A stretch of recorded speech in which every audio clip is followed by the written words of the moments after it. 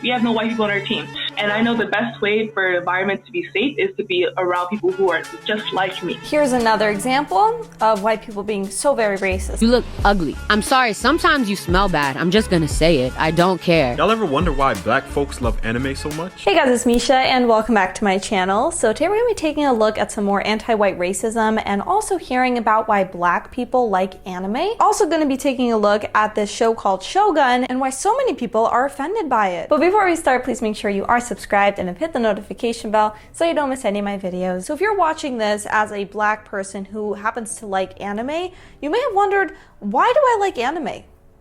It's about my race, right? It must be my race. Everything is about race, so let's watch. Y'all ever wonder why black folks love anime so much? What if I told you that there's a connection between West, North, East Africans, and East Asians? However, my focus will be primarily Japan today because we're talking about anime. Starting with the Japanese language, every word in Japan pretty much ends in a vowel. Niger-Congo languages follows the same. Okay, what does that have to do with why black people like anime? As every word pretty much ends in a vowel. Did you know that Tokyo, the capital of Japan, used to be called Edo? Surprisingly, the capital of Nigeria, Yeah, I still don't know the answer. is also called Edo. If we compare the Japanese language and the Yoruba language, a Niger-Congo language, we will find that there are many similarities between them, and not just similarities, but same word meanings. The same goes for the Igbo language. When I first heard this, I actually didn't believe it. I heard it by the great sage Credo Mutwa, a Zulu medicine doctor. I don't think it's because of the language similarities. Now look at one of the early depictions of Buddha from around 700 AD in Thailand. You will see the Negroid features that this statue has. It's very clear and evident. Now, if we compare architecture, we find no different.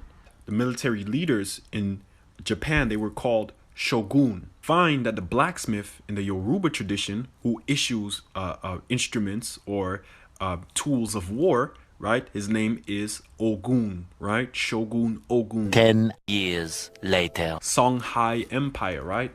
Sounds like a name or a word or a title that you would hear in China. Okay, so he did not provide us with the answer. I'm going to answer for you. Why do black people like anime?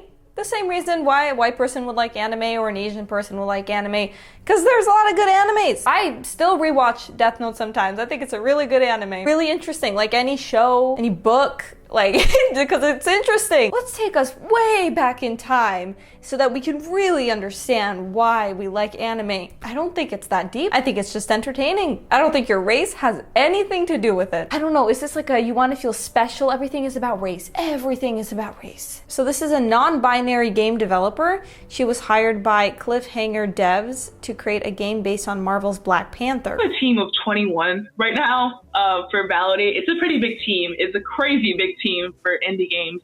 But who is your team? Validate has a team of mostly all people of color. We have no white people on our team. I did that because I wanted to create a safe environment. And I know the best way for an environment to be safe is to be around people who are just like me. You know, I'm sure back in the day when there were a lot of very, very racist white people who did not want to allow people of color into the workplace, they were saying the exact same thing. I would feel safer if I was actually around other white people. We should not allow any black people into the office. And now that's what you're doing. History is repeating itself, but now it is the black people who are getting away with this, saying that they need to be around other black people or else it becomes unsafe. And I'm not saying that white people in the industry are creating unsafe environments. I did that because I wanted to create a safe environment. I'm not saying that. That is not what I'm saying.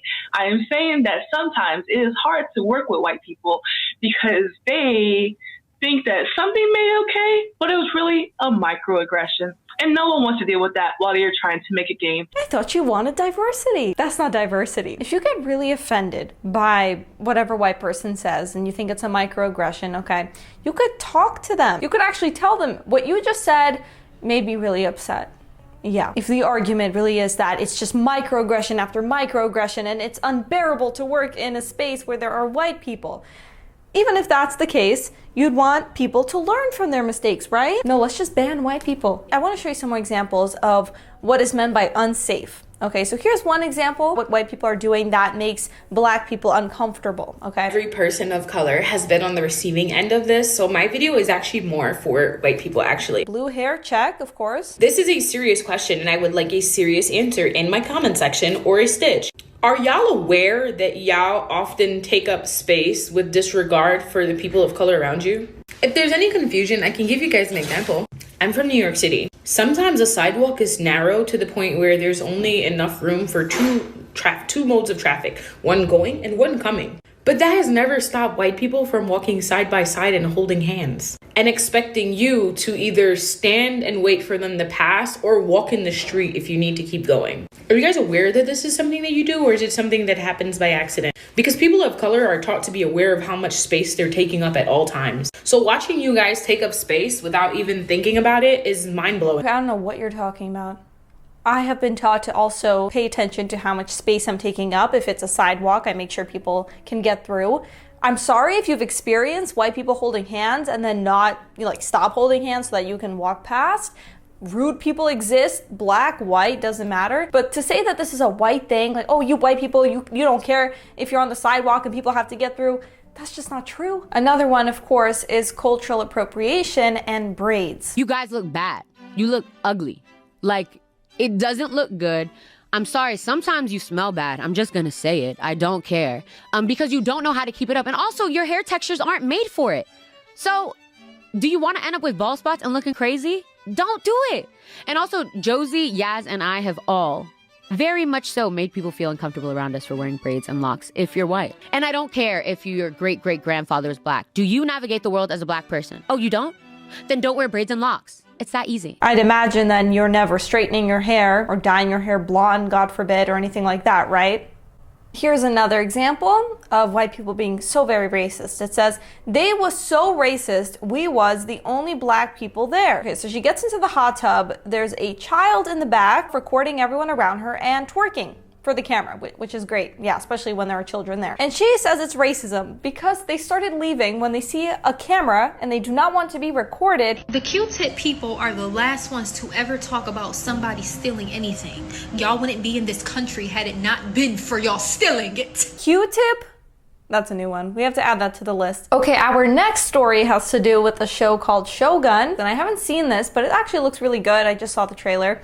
And basically, people are upset because they want a black samurai. Let's change up Japanese history and make it so that there have been many well-known black samurais.